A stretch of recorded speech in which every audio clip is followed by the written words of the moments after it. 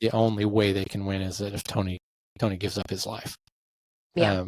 And that's how they finally defeat Thanos, who's essentially the devil. And it's pretty amazing. Like, it's that whole scene, that whole last 40 minutes of that movie is just like, if you haven't seen it, I don't know, man. Go watch it right now. I still get goosebumps. I really do. Captain America picks up that Thor hammer, and I'm like, holy cow, that's amazing. Yeah, I want to dig in a little bit more to this.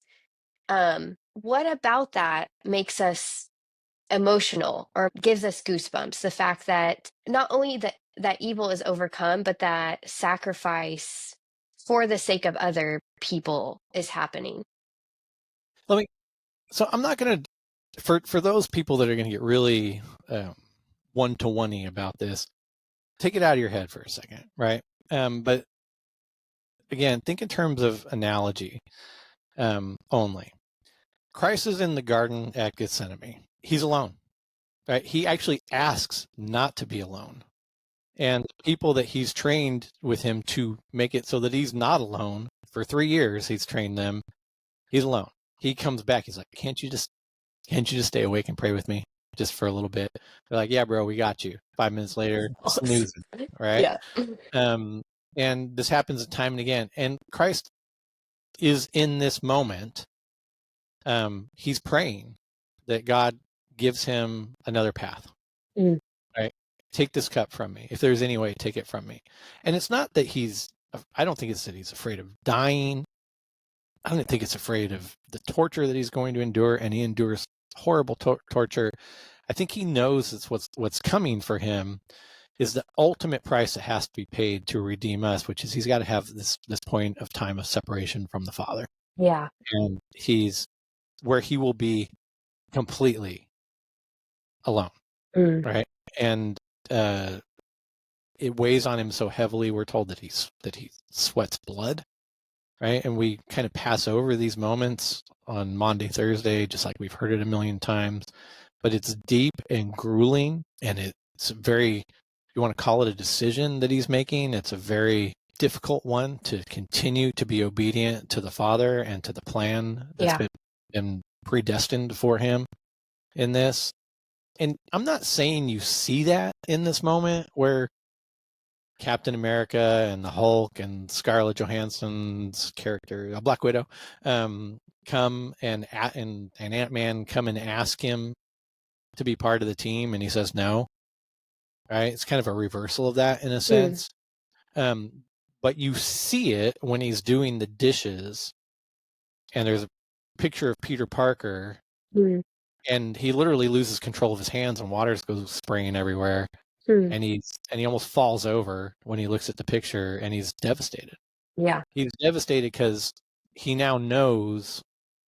He's not devastated because he misses Peter. He does. He's devastated because he now knows what he has to do. And he knows what the end result's going to be. Yeah. And so it's not the same thing, but it's the same sort of emotion, right? Yeah. When you actually listen to what's being said to you on Maundy Thursday, there is an emotion attached to that because you know what Christ paid for you. Yeah. Now, you're not going to get that.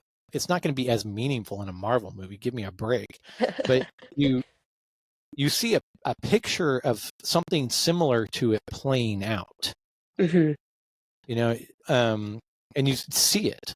It's there. You hear the words, and the music being played in the background. This is why we do plays and dramas and novels, and because they have a tendency to make something that is real, through something that's not real. They have a tendency to make something that is real mean more to us. Yeah.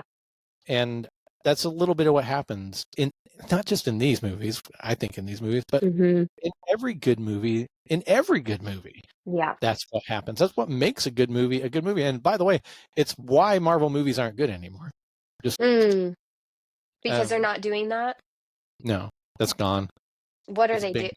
I don't want to get too far into this, but what are they doing? Like what's missing? Maybe that's a better question. What's missing? I'd say they've done more of what the world has done since 2000, 16-ish, which is just like everything a political commentary that's agendized in a binary fashion. Yeah.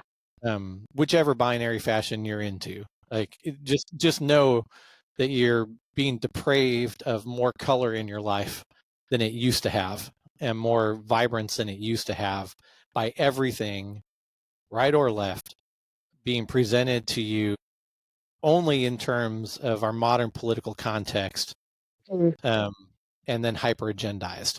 Yeah. In that. Well, and there isn't that breaking into, in my opinion, there isn't that breaking into me personally to say, like, to kind of point you to something that's ultimately true. There's just like preaching, not the good type of preaching, like the bad type of preaching at you about how bad so and so is. There's analogy towards these people out there, and kind of this assertion for you as a viewer to figure out which side you're on. But there's no personal relief, to use Dave Zoll's word. There's no personal connection to this moment of goodness is for you. I think that's really interesting. Exactly right. And you get characters too who not only aren't flawed like Tony Stark, but they don't really go through anything. Yeah. You know, they don't There's no sacrifice. Yeah. There's no Maundy Thursday for them. Yeah. You know, and Maundy Thursday is critical to the story of Christ, passion, death, and resurrection. And without that, there's no death there either. There's no Good Friday for them either. Usually it's just, sort of this ongoing battle that they're going to win. And the battle never costs that much. Yeah. And it's just not as compelling. It's just not as compelling.